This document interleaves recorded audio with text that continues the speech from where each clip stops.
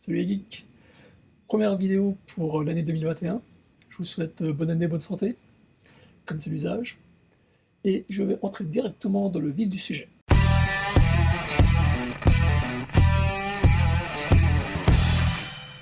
Alors, je vous ai préparé deux vidéos en plus de celle-ci. Il y en a une sur John Bolton et une sur John Romita Jr. Celle qui est sur John Bolton, dites-moi si vous voulez avoir une suite, parce que je vous ai présenté uniquement la moitié de ce que je possède. John Bolton est quand même un artiste assez spécifique, assez spécial. Je ne sais pas si ça va plaire à la majorité d'entre vous. J'espère, mais je ne sais pas. Donc j'ai montré vraiment tout ce qui peut intéresser les fans de comics. Et ce que j'ai gardé en réserve, c'est ce qui intéresse plus les fans de BD qui ne sont pas du super-héros, qui sont plus artistiques. Donc si ça vous intéresse, dites-le moi dans les commentaires. D'ailleurs, vous le verrez dans la vidéo de John Bolton, je vous ai mis plusieurs fois. Dites-moi dans les commentaires si vous voulez avoir une suite. Donc vous savez ce qu'il vous reste à faire si ça vous intéresse. Donc pour l'instant il y a moins de vidéos parce que en fait j'ai pas le temps. J'ai pas le temps à cause de mon travail et aussi parce que je m'intéresse moins aux comics. Bon, c'est passager, avec moi c'est toujours cyclique.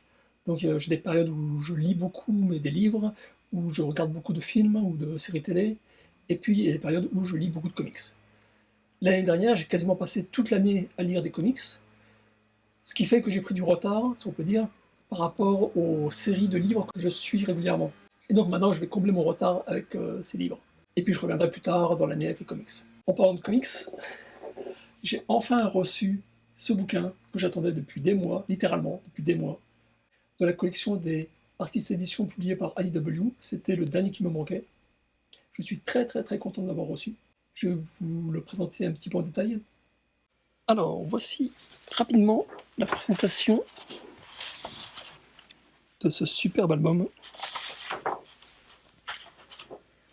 Donc, il reprend les FF 232, 238, 241, 243, 247, 261 et le What If 36. Ce ne sont pas les fascicules complets, ce sont uniquement des pages. Donc ça, c'est le premier épisode dessiné par John Byrne lorsqu'il avait repris les 4 Fantastiques. Et surtout, je vais revenir sur l'épisode avec Doom. Ça, au tout début, quand il s'était remis à faire les 4 Fantastiques, j'avais pas trop aimé.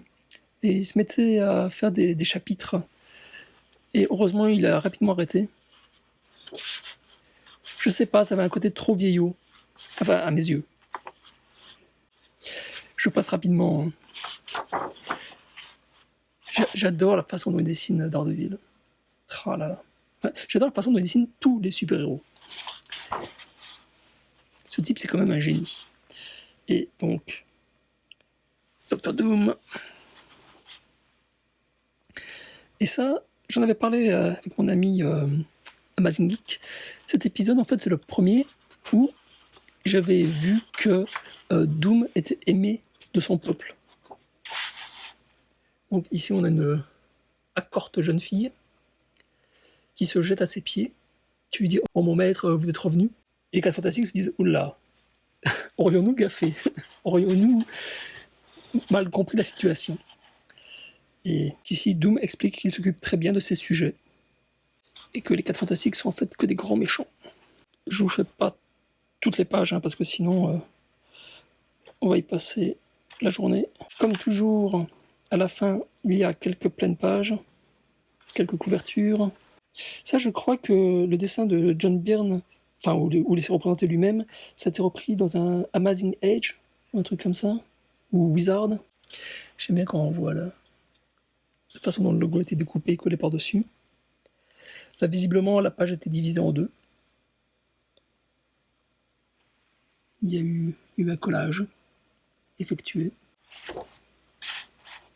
Bref, un superbe bouquin comme IDW sait si bien les faire. Sinon, j'ai également reçu ce superbe omnibus Morbius. Je pense qu'il a été fait parce qu'il y a le film qui va sortir incessamment sous peu.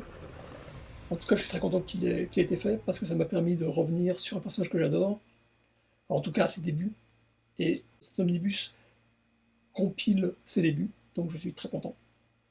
Petite présentation rapide. Alors je suis un immense fan de Gil Kane. Comme vous le savez, je ne suis pas trop un grand fan de Tom Palmer, mais bon, ne boudons pas notre plaisir.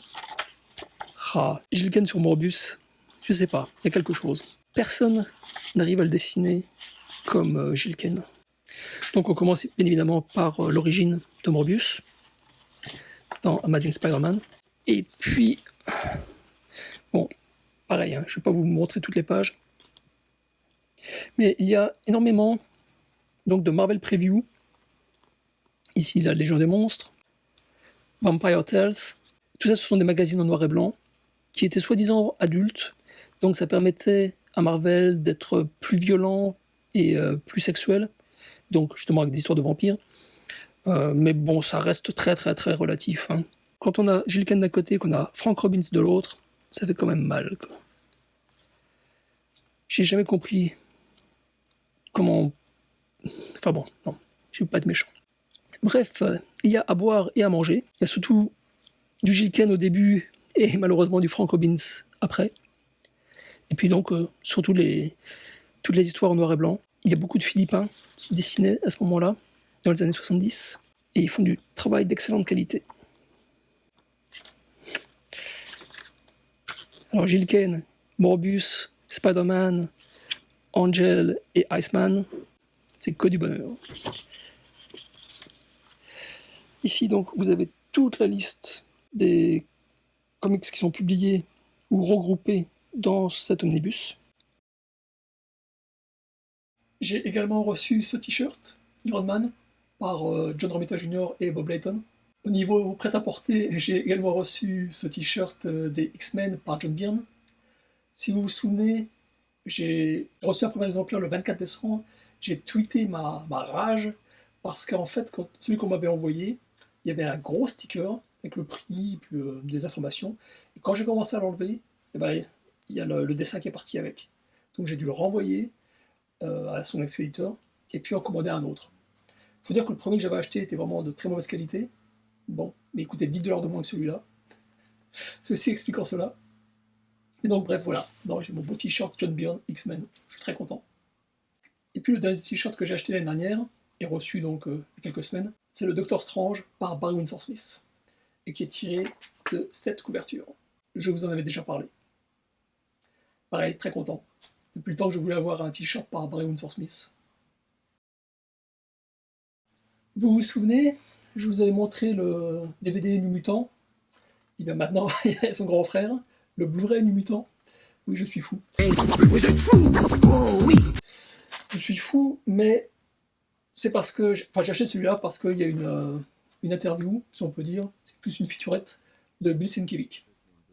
Donc il y a 10 minutes, même pas, je crois, 7 minutes, de Bill Sienkiewicz. Ça ne se loupe pas. En plus, je suis entièrement d'accord avec ce qu'il dit. C'est à croire d'ailleurs que j'avais vu la featurette avant de faire mon review, si on peut dire, la dernière fois, parce qu'il dit la même chose. Il dit il a été enthousiasmé par la façon dont le metteur en scène a adapté la personnalité des super-héros, des Nouveaux Mutants.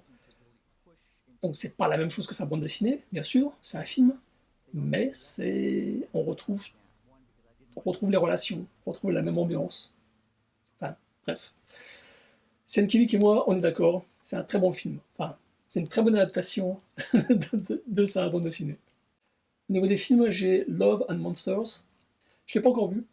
Euh, je pense que c'est une série B. J'espère que ça va pas être une série Z. Mais bon, on verra. Il y a eu une attaque de monstres géants, d'insectes géants. Les humains ont survécu sous terre.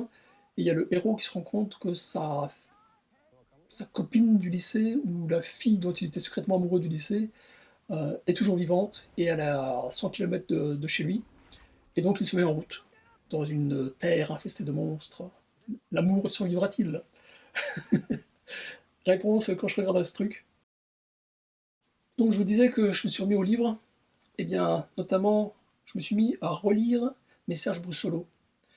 Je me suis mis à les relire en fait depuis juillet ou août. J'avais posté dans Instagram Quand j'avais été faire bronzette sur mon île, et en fait, j'ai passé 6 mois à relire mes messages solo, j'ai presque fini. Là, c'est le Suaire écarlate.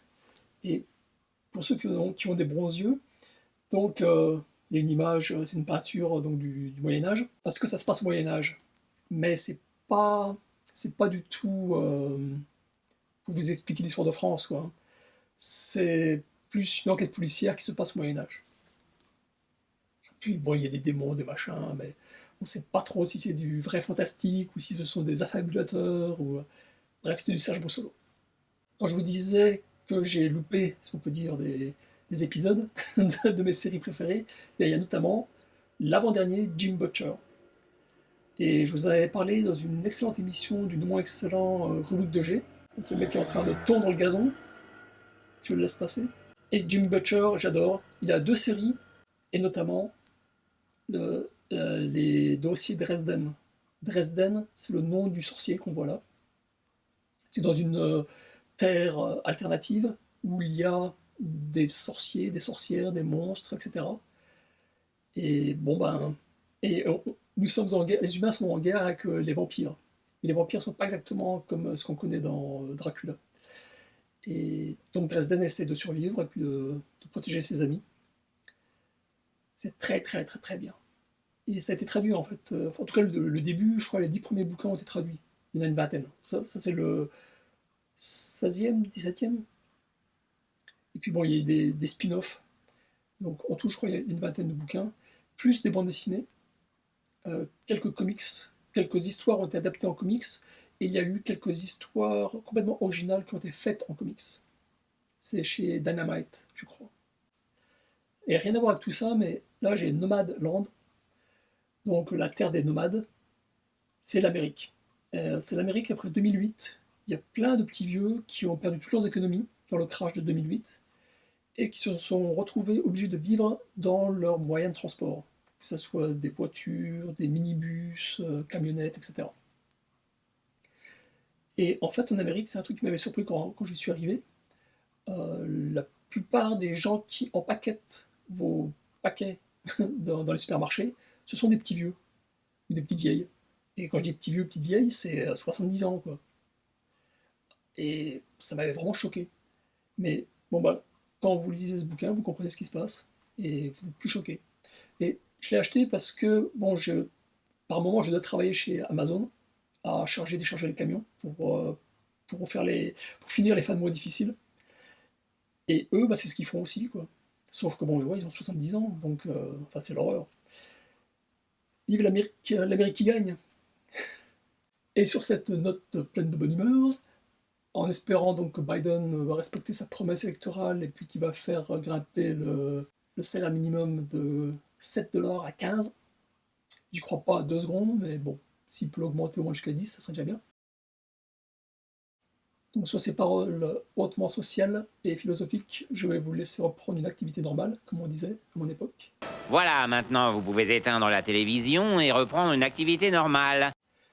Et bah, dites-moi, n'oubliez pas, hein, la semaine prochaine, dimanche prochain, vous avez la première vidéo sur John Bolton. Dites-moi si vous en voulez une seconde. La semaine d'après, vous aurez John Romita Jr. Et puis après, moi, je suis en train de lire tous mes livres, donc je ne sais pas trop quand viendront les prochaines vidéos et sur quoi elles traiteront. Alors peut-être juste les news de février, on verra bien. Je vous souhaite plein de bonnes choses. Lisez plein de comics, plein de livres, regardez des films, amusez-vous, détendez-vous. C'est ça le principal. Portez-vous bien et à très bientôt. Ciao ciao.